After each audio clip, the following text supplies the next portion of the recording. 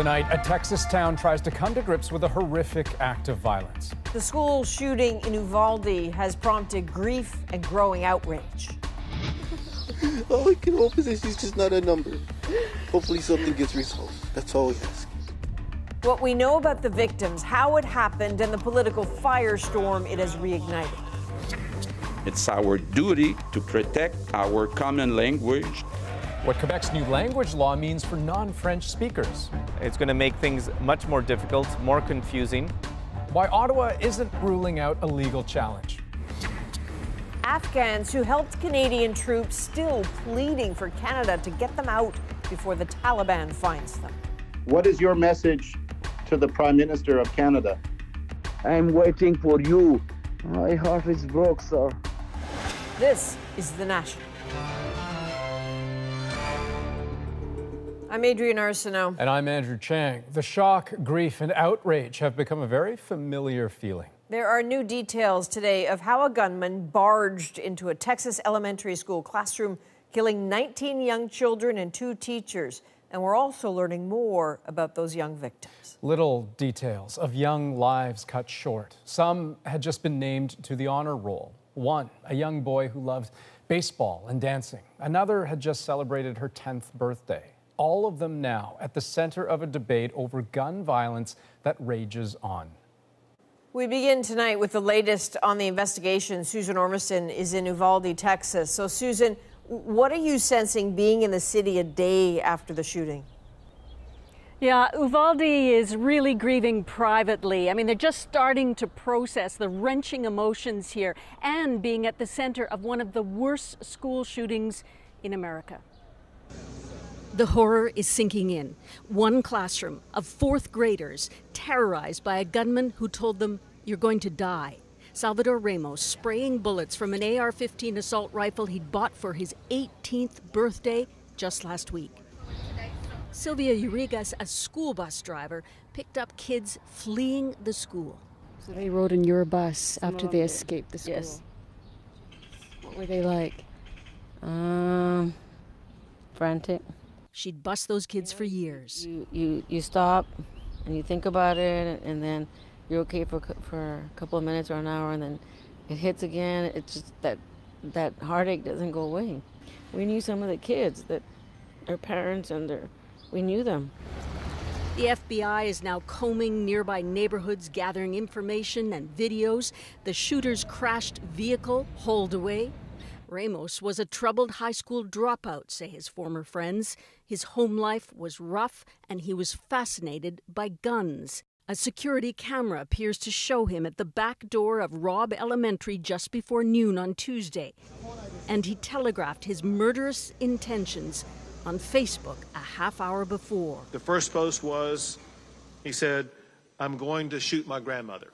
The second post was, "I shot my grandmother." The third post, maybe less than 15 minutes before arriving at the school, was, "I'm going to shoot an elementary school." Sir, you are out of line. That news conference got heated when Beto O'Rourke, a Democrat running for governor, accused the current governor of doing nothing on gun control. I can't believe you're a sick son of a bitch that would come to a deal like this to make a political issue. Justin Rodriguez, with a fresh tattoo marking the worst day in Uvalde, watched his 11-year-old nephew run from the school. His whole side was just bloody, not from him, but to his classmates. He was in the classroom with the shooter. He saw multiple of his classmates get, what's another word for it? I guess I'm just gonna use it, to get shot at. Searing memories, repeated in another American city. We're hearing a lot about the gunman's intent. This was planned, premeditated. He bought those assault rifles recently and 375 rounds of ammunition. He had a black bag stuffed with ammo when he ran into that school on Tuesday, but dropped it when confronted by police. And even though it's hard to imagine, police suggest had he got that ammo in, it could have been worse. Small comfort for families tonight who are looking at empty bedrooms and starting to plan funerals for kids not even 12 years old, Adrian. Terrible. Susan, thank you, and thanks to the team down there. Now, Katie Simpson is also in Uvalde, Texas, at a church where people are seeking comfort tonight. So, Katie, you spent the day trying to get a sense of how people are coping. People here are broken, Andrew. Everyone is quick to tears, and they struggle to find the words to describe how they're feeling. They're coming together in places including church, where we are, to at least be together as they try to figure out what's next. Familiar signs of mourning for a familiar American grief. Uvalde is the kind of town where most everyone knows each other. No one here is without connection to this pain. It's not right that we as parents should be afraid to send our kids to school. It's not right to be afraid to, go to the grocery store, scared that something might happen. The heroic last acts of the innocent come to life. The two teachers who died trying to protect their students. There's 10-year-old Uzziah Garcia, described by family as the sweetest little boy. Jose Flores Jr. was also 10. He loved video games and baseball. Lexi Rubio played sports too, proudly showing off this basketball trophy. She played softball. Her distraught family pleads for an end to gun violence. Someone wanted to take her life. All I can hope is that she's just not a number. Hopefully something gets resolved. That's all we ask. Hopefully something gets resolved. Feeling the need to do something, people waited for hours to donate blood. We just wanted to make sure that we could do something because it's just so close to home and it hits all of us. So many showed up. Volunteers had to turn some away. I am a retired, I'm a retired school district administrator, and I taught for 29 years. And so this is very dear to me, and I was just torn yesterday and today, and anything I could do to help, I wanted to. The long journey toward healing, if that can ever happen, is just beginning. A community coming together to find some comfort in their shared pain. Okay, and so, Katie, I suspect there are things about this community that one can only really learn by spending time there, right? So what has struck you? Well, this really is a community of faith, Andrew, and we were in town talking to a young woman who is wearing a Robb Elementary School t-shirt. We were just having a conversation about a really nasty line of thunderstorms that sort of moved through this area last night. And she put her hand on her chest and she turned to us and she said, "It's the tears of those new little angels in heaven." This is a place that will rely on its faith in the days, weeks, months, and years ahead as they try to find ways to move forward. Okay, Katie Simpson in Uvalde, Texas. Thank you. Thanks. Now, hand in hand with the grief tonight are the calls for change, for action on gun control to somehow make this all too familiar event the last one of its kind. But as Ellen Morrow shows us, that is a familiar call with a predictable outcome. President Joe Biden with a seemingly futile plea, imploring lawmakers to act on gun control. An 18-year-old can walk into a store and buy weapons of war designed and marketed to kill. Is, I think, just wrong.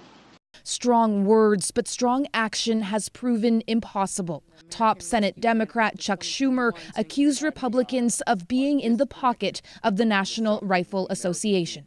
Too many members on that side care more about the NRA than they do about families who grieve victims of gun violence. The enemies of freedom are real, and we need to be ready. The NRA spends millions supporting Republicans. Many will be at its annual convention in Texas this weekend, including former President Donald Trump and Texas Senator Ted Cruz, his pro-gun position unaffected by the massacre in his state. You see Democrats and a lot of folks in the media whose immediate solution is to try to restrict the constitutional rights of law-abiding citizens. That doesn't work. The House has passed 2 bills strengthening background checks, but they need the backing of at least 10 Republican senators to become law. Many Republicans instead have been trying to shift the focus away from guns. everybody in America should be talking about school safety and mental health. The difference is not mental illness. The difference is that people who are having breaks with reality in the United States can get their hands on a weapon of mass destruction. Jimmy Green's 6-year-old daughter, Anna, was killed at Sandy Hook Elementary in 2012. I am angry at the cowardice and the inaction of those Congresspeople who will not stand up and say we must keep our community safe. Inaction that remains deeply intractable as America's recurring tragedy claims yet more lives. Ellen Morrow, CBC News, Toronto. We now know that the Texas shooter used an AR-15 style rifle. It's the same kind of weapon that's been used in a lot of other mass killings. A little later, we'll take a closer look at it, where it came from, what makes it so popular and so lethal. Well, tonight, the governor of Oklahoma has signed the strictest ban on abortion in the United States. Oklahoma is now the first state in the country to ban the procedure outright, with only few exceptions. This ban would be enforced with civil lawsuits rather than criminal penalties. But another bill that would fully criminalize abortion is set to take effect this summer. Families of the victims in Canada's worst mass shooting are temporarily boycotting the public inquiry into the rampage. 22 people were killed when a gunman went on a killing spree through Nova Scotia in April of 2020. As Kayla Hounsell reports, their loved ones are furious about a decision to limit questioning of 2 key RCMP officers who were in charge on the day it all began. Staff Rahill has command, folks. Staff Rahill has command. Staff Sergeant Brian Rahill made some of the first decisions the night the mass shootings began, directing officers and setting up containment to try to catch the gunman. Sergeant Andy O'Brien was also in a critical role. Hold off on the second team. I only want one team in there if we can avoid having anybody else in the crossfire. Now, the Mass Casualty Commission examining the shooting says neither will be required to provide live testimony before the public. Instead, their statements will be recorded on video and played back later. And lawyers representing the families will not be allowed to cross-examine the officers. They're setting us in the corner, we're sitting on our hands, and we're on mute. We have no voice. The police union and Canada's Attorney General requested even further accommodation, that the officers provide their evidence in writing only. The commission sought a middle ground because part of its mandate is to use a trauma-informed approach. A trauma-informed approach does not excuse someone from testifying, but rather seeks to create conditions that will ensure the ability to provide the best evidence. This trauma-informed thing, I mean, the only people they seem to want to protect is what information goes to the public. Like, the families have already been traumatized as far as they're going to get. We want information. Family lawyers will be able to suggest some questions for inquiry lawyers, but say that's not good enough when it comes to some of the most integral witnesses. We keep being reminded that this is not a court, but we can look at the courts, and some of our most traumatic victims that come before the court are child witnesses that have been the victims of very traumatic experiences, and the court is able to accommodate them. The officers' recorded interviews will take place next week. It's unclear when the public will get to see them. Kayla Hounsell, CBC News, Halifax. Now to Quebec, where the 6 federal Conservative leadership candidates were back on stage tonight for the final official debate of the race. And there were some tense moments as they battled it out in French. Catherine Cullen brings us the highlights. An early sign of clashes to come. Pierre Poilievre basking in cheers that turned to shouts for his competitor. Though most candidates were limited by their French, Les 3 derniers, je me réveillais à presque tout le matin. That didn't stop the attacks. Écoutez, Pierre Poilievre est le seul candidat.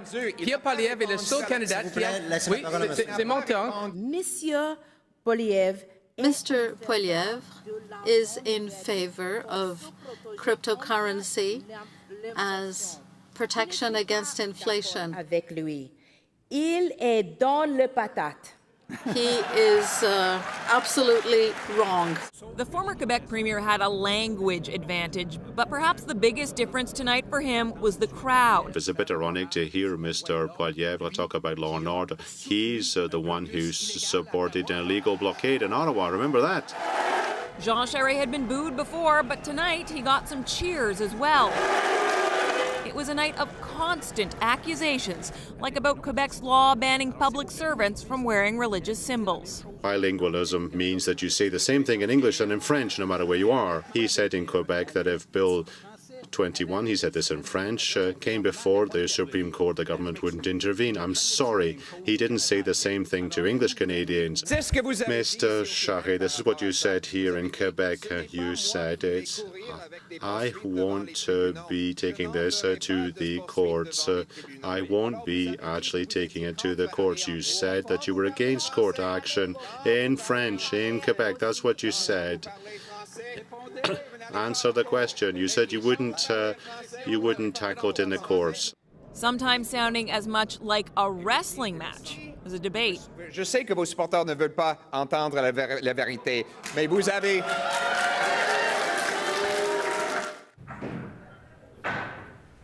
Now, there were polite handshakes to wrap everything up, Andrew, tonight, but there are still 3 more months of debate, likely many more attacks to come. Andrew? All right. Catherine Cullen, thank you very much.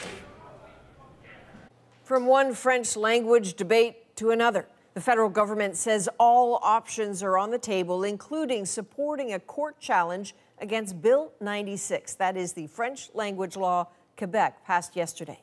It puts new limits on the use of English and more French requirements for small business, for schools, courts, healthcare, and other public services. It's raised concerns about access, including for newer Canadians. And as Alison Northcott explains, now it has Ottawa and Quebec accusing each other of infringing on rights. Premier François Legault says strengthening Quebec's French language laws is a question of survival. We are also proud to be a francophone nation in North America, and it's our duty to protect our common language. The bill has faced opposition, including from Anglophones and Indigenous groups who say it infringes on their rights. We are still in the middle of trying to save our culture and language from all the assimilation and residential schools that you put my people through. Please, we understand your culture is in danger, but so is ours. Under the bill, English junior colleges, known as CEGEPs, will have a cap on enrollment, and students will have to take more French courses. Small businesses will now fall under more stringent rules to ensure French in the workplace. If I have to start being a police and giving people certain responsibilities to see if the French language is always respected in all operations, I don't have neither the staff nor the time to do that. While the Premier insists it will not affect access to English health services. It's a historical promise that we will keep. This doctor says it will still impact his patients, many of whom are new immigrants. It's going to make things much more difficult, more confusing, especially for the people who don't speak French properly. And it'll create a lot of panic and a lot of worry.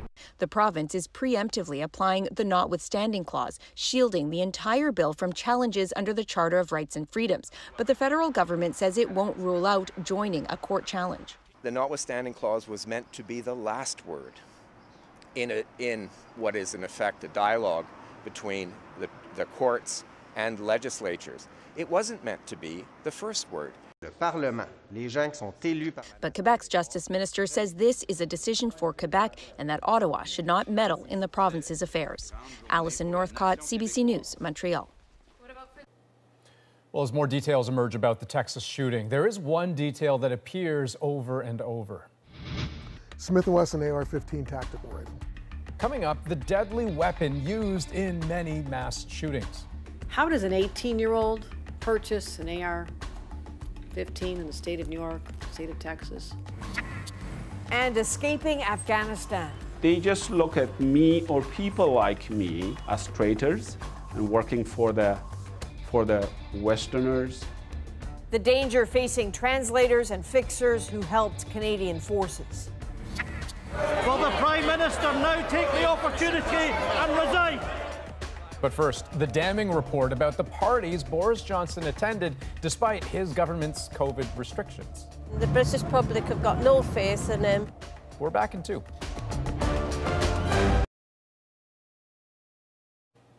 The Russian invasion of Ukraine has stumbled and at times even been in retreat, but not now. Ukrainian defensive lines in the Donbas region have been pierced. Some of the images are disturbing, and for one key city, the situation deteriorating. Severodonetsk, its population used to be about 100,000, and Russia appears to be trying to cut it off, just like Mariupol. The Kremlin cannot claim victory in the Donbass without taking the city, and recent successes, especially around the town Popasna, are bringing it closer than ever. Russian forces have reportedly reached this highway, threatening flow of supplies to Ukrainian defenders and putting nearby Bakhmut within artillery range. So it is more unimaginable anguish, so many civilians still in the line of fire. Ukrainian forces are pulling back from crater-scarred trenches and strategic towns like Lyman, according to this unverified video. It's an effort to trade territory for time. But that leaves Severodonetsk in more danger by the hour. Well, in the UK, it's known as Partygate, the scandal surrounding a series of parties, 16 in all, held at the Prime Minister's official residence during the height of the pandemic and the depths of the lockdowns. A new report has been released about what happened, and as Salima Shivji reports, it led to a raucous day of calls for Boris Johnson to resign. The questions came fast and furious outside 10 Downing Street. And they didn't stop once Boris Johnson made it to the Commons. Will the Prime Minister now take the opportunity and resign? The knives out after a damning report into a string of parties that breached COVID rules. The report goes into embarrassing detail. Stories of excess alcohol consumption, one person was sick, there was even a fight, and security and cleaning staff were treated poorly. There were bottles. Insiders told the BBC anonymously exactly what was and wasn't going on. Everyone was stood shoulder to shoulder, some people on each other's laps. And some parties that the Prime Minister himself briefly attended. The blame, the report says, falls squarely on senior government officials for creating a culture where such behaviour thrived. I would like to apologise. Still, the Prime Minister insisted it's time to move on. That we are humbled by the experience, and we have learned our lesson. Humble is not a word the opposition is using. They see habits dripping with arrogance. That report lays bare the rot that under this Prime Minister has spread in Number 10. And on the streets of London, there's a feeling of betrayal. I'm not convinced Boris Johnson will ever learn his lesson, if I'm being honest. The British public have got no faith in him. That is what analysts point to when they say the Prime Minister's brand has been tarnished. I mean, Boris Johnson has a reputation as the Teflon politician, the politician with 9 lives who can survive everything. But I think this time feels a bit different because his ratings have taken a real hit. But it's Boris Johnson's own backbench MPs that have his fate in their hands. They could trigger a vote of no confidence. Few have come forward publicly to say they want the Prime Minister to step down, and he has no plans to do so. Salima Shivji, CBC News, London. One of the weapons used in yesterday's Texas shooting, an AR-15. Why would someone need an AR-15 at home? We explore why this rifle is showing up in the hands of mass shooters.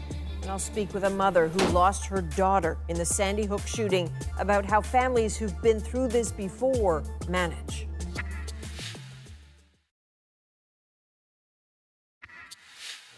Our top story tonight, the horror, the heartache in Uvalde, Texas, and all over the United States right now after yesterday's mass shooting at an elementary school there. 19 children and 2 adults were killed. If anyone has a sense of what the parents in Texas are enduring today, it's the parents who lost children in the Sandy Hook school shooting in 2012. Michelle Gay was one of those parents. Her 7-year-old daughter, Josephine, was killed that day. Michelle joins us now from Delaware. Michelle, I'm so sorry you keep having to talk about this. How are you doing today?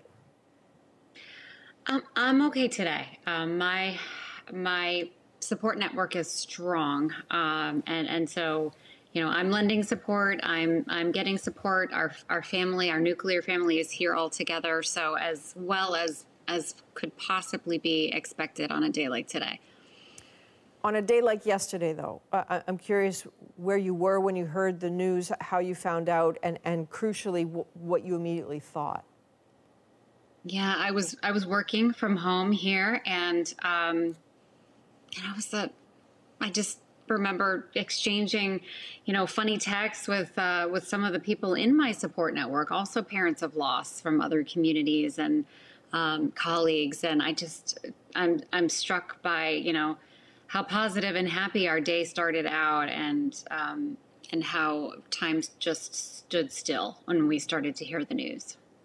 I'm interested in what you just said there. You maintain connections still with parents, not just from Sandy Hook, but from other mass shootings, it seems. Yeah. It's so helpful to me every day.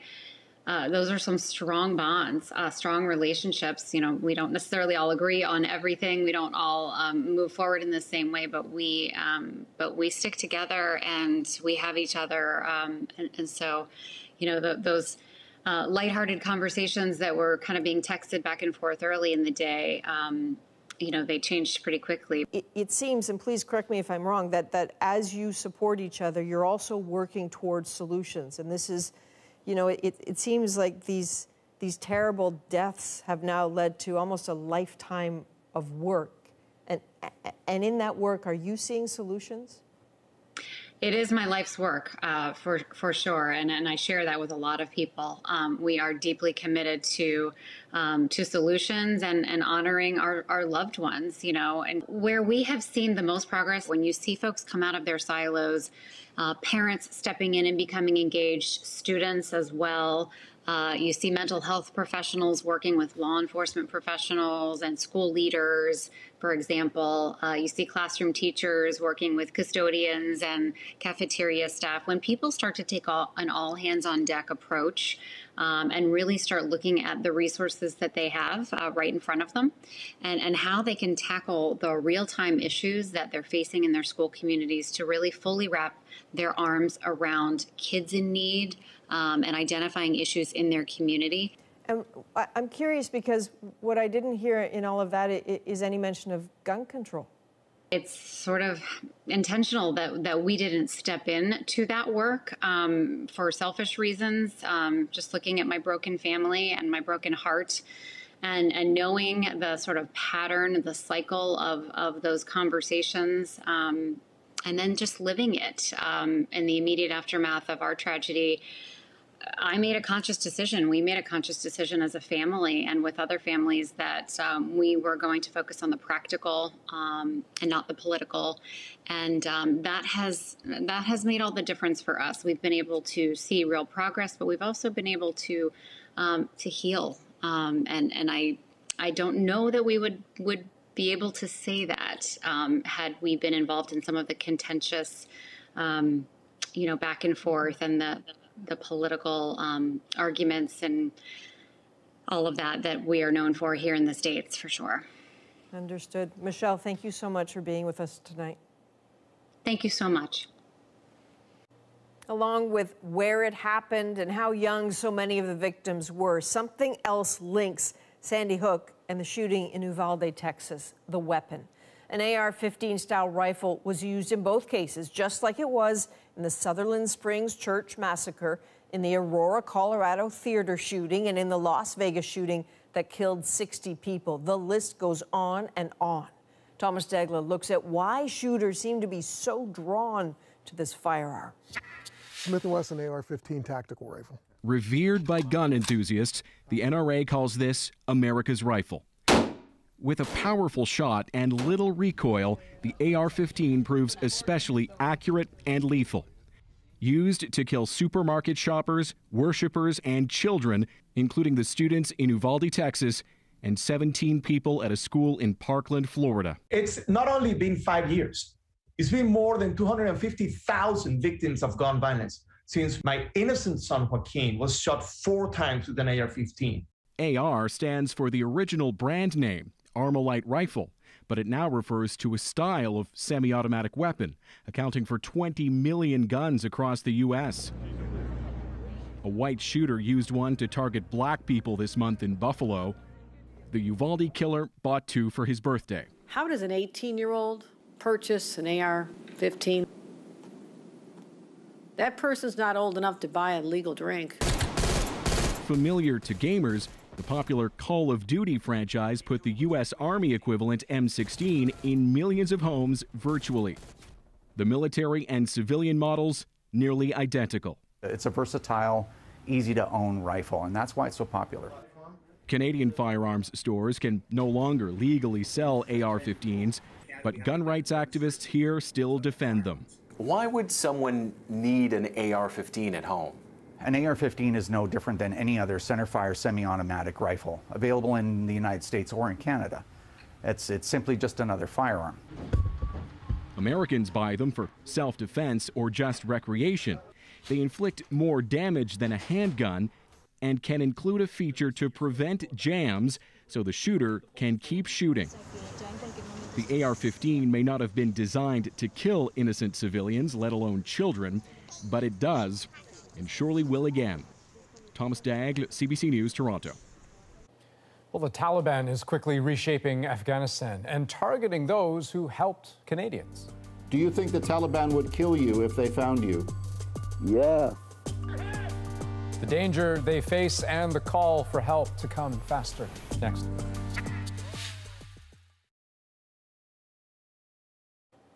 About 100,000 Ukrainians have been granted special visas to escape the war there. Yet, 9 months after the fall of Kabul, just a fraction of that number of Afghans have been granted asylum here. And as Paul Hunter shows us, for those in Afghanistan who helped the West, including Canada, there isn't time to waste. 10,000 kilometers from Kabul, in a park in the suburbs of Ottawa, Farouk Samim and daughter Rayhan are home.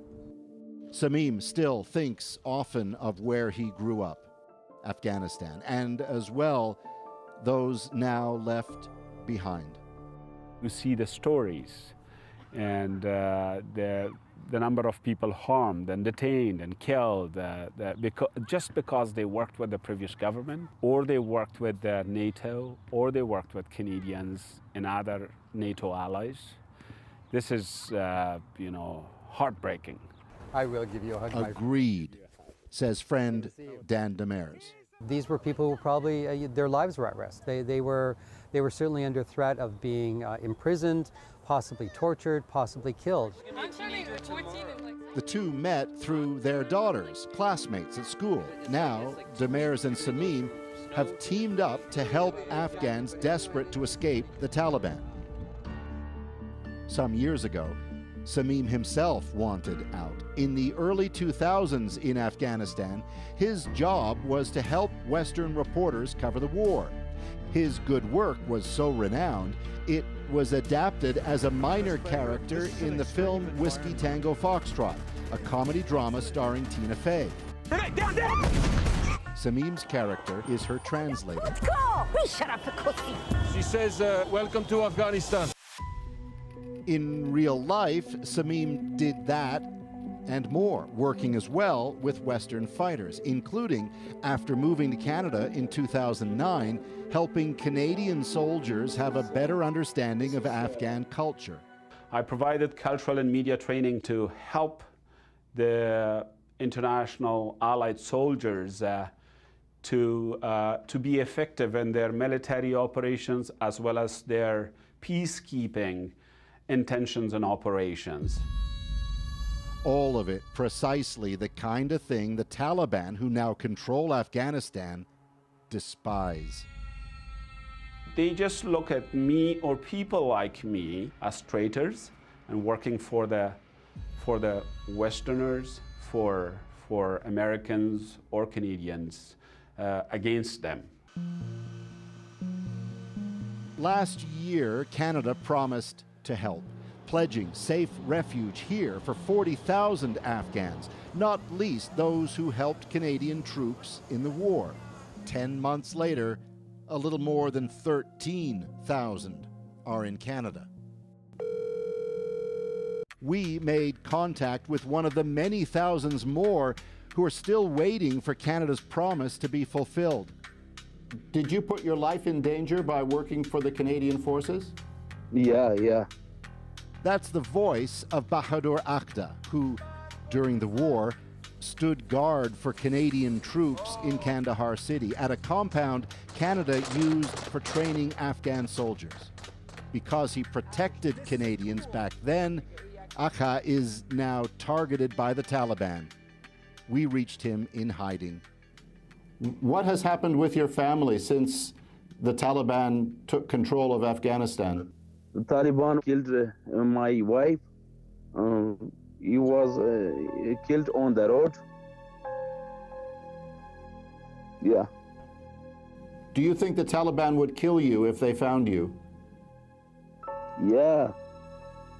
Because I work with the Canadian armies, he said, you are a Canadian too. I'm not safe because the Taliban is searching home by home. Akha has been waiting months for paperwork from Canada that would get him to safety. While I appreciate the commitment of Honorable Prime Minister Justin Trudeau to bring 40,000 Afghans, it's too slow.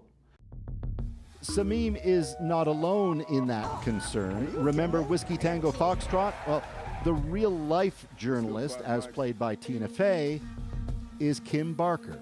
In 2003, she was a reporter for the Chicago Tribune and worked closely with Samim. Now, worried for Afghans desperate for help amid ever-shifting priorities for those who said they'd give it.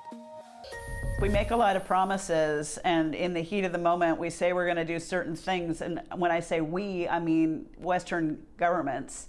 And then, you know, the news media goes away and everybody goes away, and the next crisis comes along, and now it's Ukraine. She underlines Ukrainian refugees need help, but so too do Afghans.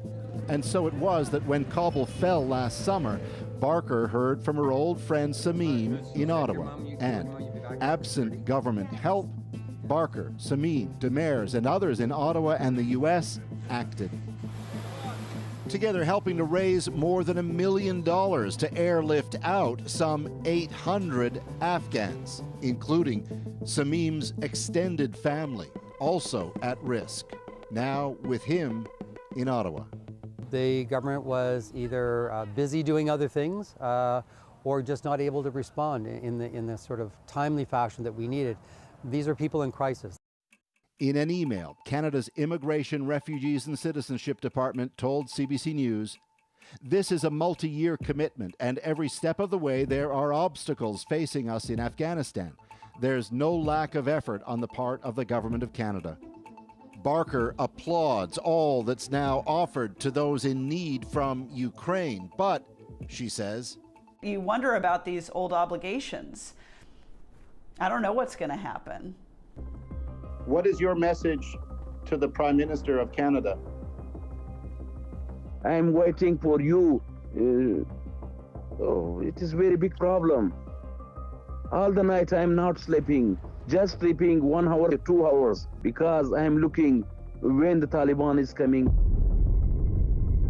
In the time after we spoke with Agha, he managed to make his way to Pakistan, but without any help from Canada. Terrified the Taliban would still find him as he waited for that paperwork. I want to come to Canada with my family.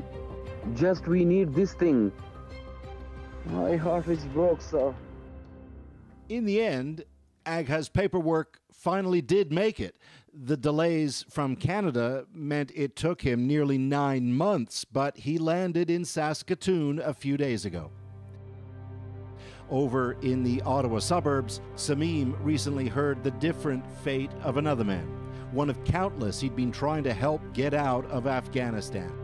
The brother of a female judge in that country a few days ago, killed by the Taliban's relentless brutality. Sameem himself is, of course, safe in Canada, but he's also learned that not long ago the Taliban raided his own family's home in Kabul twice. Still on the hunt. Paul Hunter, CBC News, Washington. After the break, online tools were critical to helping kids learn online through the pandemic, but a new Human Rights Watch investigation says those same tools may have been violating the privacy of the very kids using them. That story's next. A new report says millions of children had their privacy put at risk when schools went remote during the pandemic. The report from Human Rights Watch says many online learning platforms allowed students' personal data to be shared with advertisers, and Canadian children were among those affected. Yvette Brand has the findings and the reaction. Diane McSporran's children, like many, did all their pandemic schooling online. It turns out now some educational tools that they used may have been doing homework on them. Really, the phone is in my kids' pockets, and as soon as they're linked to Wi-Fi, I'm at the mercy of what they've been taught in school. Frankly, it astounded me. The report examined 164 educational websites and apps used in 49 countries. It found children were being surveilled at a dizzying scale. There was actually no way to protect your child against these trackers unless you threw your child's device away in the trash. It's prompted calls for Canada to update laws to protect children. It is very important for the governments to set up the clear laws to say what kind of information can be collected and what extent can be collected and how the information can be used. But during a pandemic, students couldn't skip out of online class. Don't overshare. If you're filling out a form, for example, only do the parts that are mandatory and skip the rest. CBC Kids' educational portal was highlighted in the report as one of the problematic platforms. It allegedly shared some children's data with Facebook. CBC's head of public affairs, Chuck Thompson, said, "While we applaud the work of what the Human Rights Watch is doing to protect children, respectfully, they have incorrectly called us out. Simply stated, we have not, do not, and will not collect or share children's data with any third-party ad trackers. To say as much is as irresponsible as it is egregious." McSporran says it's tough to know where online learning is safe. Kind of powerless, yeah. Because like I said before, if we want to use the functions that are on our phones and our computers, we have to give certain information away. Yvette Brand, CBC News, Vancouver. Well, Johnny Depp's former girlfriend, supermodel Kate Moss, testified today in Depp's defamation lawsuit against Amber Heard. Did Mr. Depp push you in any way down the stairs? No. Moss was referring to a rumor referenced by Amber Heard in the trial that Depp had pushed Moss down a set of stairs when they dated. Johnny Depp retook the stand and called the allegations cruel and false. The actor is suing his ex-wife, Amber Heard, for $50 million. Heard is countersuing Depp for $100 million. Well, next, it is an iconic sci-fi symbol, and it's now sitting in Edmonton. Half of the people are really excited about it because they recognize it. How it got there. Next, in our moment.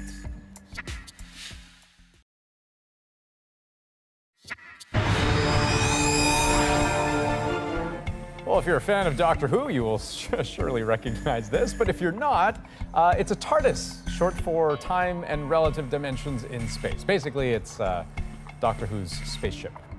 Now, somehow, an Edmonton man got a hold of it and put it right on his driveway. It's quite the attention getter and has apparently turned into quite the conversation starter. It's tonight's moment.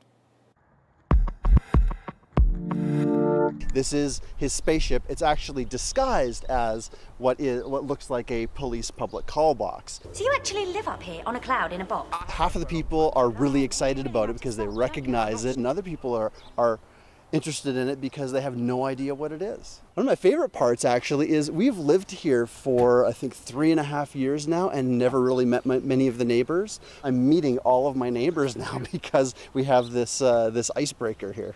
It was just for fun, just something that people could enjoy and just be there and take pictures in front of it, and just as a nerdy fandom thing.